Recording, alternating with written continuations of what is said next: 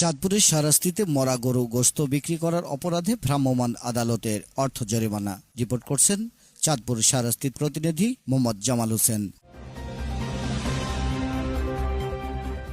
আসসালামু আলাইকুম। এতক্ষণ শুনছিলেন বাংলা ৭১ টেলিভিশন সংবাদ শিরোনাম, এখন বিস্তারিত।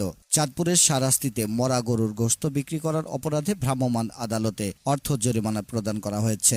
৯ মার্চ রোববার সকালে উপজেলা রায়শ্রী দক্ষিণ ইউনিয়নের বেরনাইয়া বাজারে গোশত ব্যবসায়ী মোহাম্মদ হেলাল উদ্দিন মরা গরু জবাই করে বিক্রি করার অভিযোগ ওঠে। স্থানীয় লোকজন উপজেলা প্রশাসনকে বিষয়টি অবগত করলে উপজেলা নির্বাহী অফিসার নিগার সুলতানার নির্দেশনায় মনোহরগঞ্জ উপজেলার মির্জাপুর গ্রামের আব্দুল লতিফের ছেলে গোশত ব্যবসায়ী মোহাম্মদ হেলাল উদ্দিনকে ভ্রাম্যমাণ আদালতে ১০,০০০ টাকা জরিমানা প্রদান করেন। ভ্রাম্যমাণ আদালত পরিচালনা করেন সহকারী কমিশনার ভূমি ও বিজ্ঞ এক্সিকিউটিভ ম্যাজিস্ট্রেট নিরুপম মজুমদার।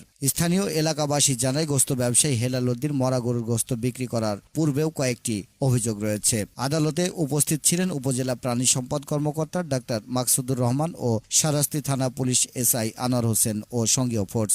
মরা গরুর গোশত জব্দ করে স্থানীয় চেয়ারম্যান ও এলাকাবাসীর সহযোগিতায় মাটি চাপা দেওয়া হয়।